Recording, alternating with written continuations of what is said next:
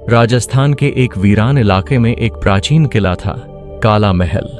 कहा जाता है कि यह किला कभी एक निर्दयी राजा का ठिकाना था। उस राजा ने अपनी सत्ता को बनाए रखने के लिए न जाने कितने लोगों की बलि दी थी। वर्षों बाद जब राजा की मृत्यु हुई तो उसकी आत्मा को मुक्ति नहीं मिली।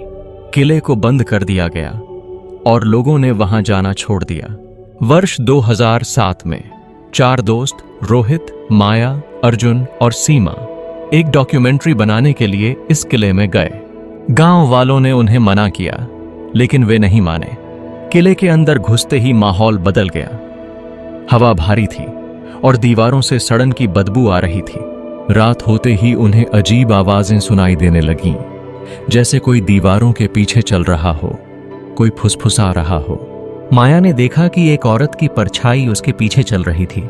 अर्जुन ने कैमरे में कैद किया कि एक खिड़की से किसी ने झांका, लेकिन ऊपर कोई कमरा ही नहीं था। वे एक पुराने दरवाजे के पास पहुंचे जिस पर लिखा था, इसे मत खोलो वरना तुम कभी वापस नहीं लौटोगे। रोहित ने दरवाजा खोल दिया।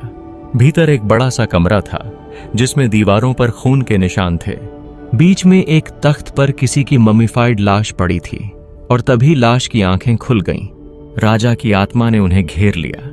वह बोला, तुमने मेरी नींद तोड़ी है, अब तुम मेरी जगह लोगे। सीमा गायब हो गई। अर्जुन की आंखों से खून बहने लगा। माया ने कैमरे से सब रिकॉर्ड किया, लेकिन जैसे ही उसने कैमरा नीचे किया वहां कोई नहीं था। सुबह गांव वालों को किले के बाहर सिर्फ रोहित मिला, पागल हालत में। वह बस यही बड़बड़ा रहा था, राजा जाग गया है, अब हर रात कोई जाएगा। रोहित को गांव के एक बाबा के पास ले जाया गया, जो आत्माओं और पुराने शापों के बारे में जानते थे। बाबा ने जब रोहित के कैमरे की रिकॉर्डिंग देखी तो उनका चेहरा सख्त हो गया। उन्होंने कहा, यह सिर्फ आत्मा नहीं, ये एक नरबली शाप है। राजा विक्रम सिंह ने अमृता के लिए 100 लोगों की बलि दी थी, लेकिन 100वीं बलि अधूरी रह गई थी। अब हर 100 साल में वो जागता है और अपनी बलि पूरी करने की कोशिश करता है।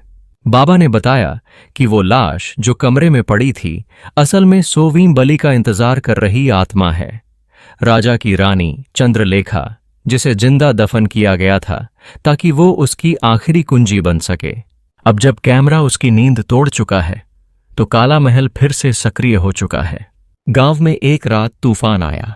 उसी तूफान में सीमा, जो लापता थी, गांव के कुएं के पास बेहोश मिली। लेकिन जब उसे होश आया तो वह कुछ और ही बन चुकी थी। उसकी आंखें सफेद थीं और वह अजीब सी भाषा में बड़बड़ा रही थी। शेष 4। रानी जाग चुकी है। बाबा ने समझ लिया, अब सिर्फ रोहित ही नहीं बल्कि वो सभी जो किले में गए थे उस शाप का हिस्सा बन चुके हैं। सीमा अब रानी चंद्रलेखा का माध्यम बन चुकी थी। किले की ओर अब सिर्फ एक ही रास्ता बचा था, किले में जाकर राजा और रानी दोनों की आत्माओं को मुक्ति देना। बाबा, रोहित और कुछ गांव वाले रुद्राक्ष और तंत्र सामग्री लेकर वापस किले में घुसे। जैसे ही वे उस खतरनाक दरवाजे तक पहुंचे, सीमा अचानक वहां प्रकट हुई, अब पूरी तरह से रानी के नियंत्रण में। उसने कहा, अगर शाप नहीं तोड़ा गया तो हर साल एक आत्मा ली जाएगी।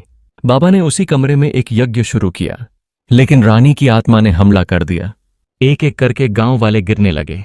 रोहित ने हिम्मत दिखाते हुए राजा की तलवार से वो तख्त तोड़ डाला जो शाप का केंद्र था। तभी एक तेज चीख गूंजी और राजा और रानी की आत्मा आग में समा गई। किले में हर तरफ भयानक सन्नाटा छा गया। अंतिम मोड़। सभी को लगा शाप समाप्त हो गया है, लेकिन जब बाबा ने कैमरा वापस देखा तो आखिरी क्लिप में एक चेहरा दिखाई दिया, रोहित का, जो तख्त के सामने खड़ा मुस्कुरा रहा था, राजा विक्रम सिंह की आंखों के साथ। अभी काला महल पूरी तरह शांत नहीं हुआ है। नया चेहरा, पुरानी आत्मा रोहित अब गांव लौट आया है, लेकिन वह पहले जैसा नहीं रहा। उसका स्वभाव गंभीर, चाल धीमी और आंखें लाल हो गई हैं। वह अक्सर अकेले बड़बड़ाता है और उसकी दीवारों पर किले के पुराने नक्शे और रानी चंद्रलेखा के चित्र उभर आते हैं।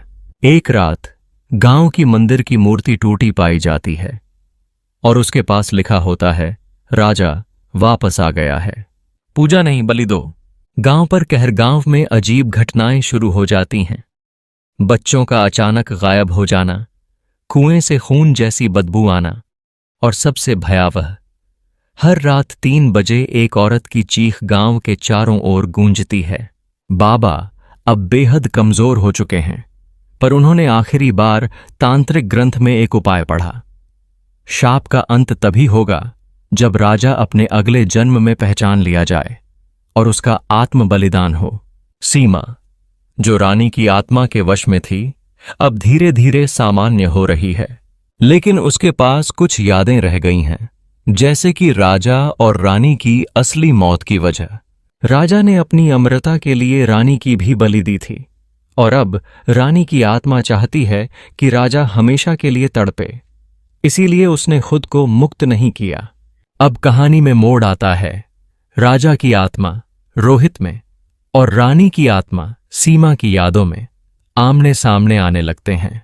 रानी के माध्यम से सीमा गांव वालों को बताती है, अगर राजा फिर से बलि चढ़ाएगा तो उसका शाप और मजबूत होगा, लेकिन अगर वह खुद को कुर्बान करेगा तो सब कुछ खत्म हो सकता है। बलिदान की रात काला महल में आखिरी बार सब जमा होते हैं। अब सब कुछ दांव पर है। रात के 3 बजे रानी की आत्मा सीमा के जरिए बोलती है, क्या तू वही करेगा जो तूने मुझे किया था, या इस बार खुद मिटेगा? रोहित, अब आधा राजा, हंसता है, पर जब वो सीमा की आंखों में देखता है तो पुरानी रानी की आंखें उसे झकझोर देती हैं। वो चिल्लाता है, मैं राजा विक्रम सिंह नहीं हूं, मैं रोहित हूं। तभी वह राजा की तलवार से खुद को घायल कर देता है और मंदिर के बीच खड़ा होकर आत्मदाह कर लेता है। भयंकर प्रकाश फैलता है, किले की दीवारें दरक जाती हैं। एक आंधी उठती है और अचानक सब शांत हो जाता है। सीमा सामान्य हो जाती है। गांव पर दोबारा सुबह होती है।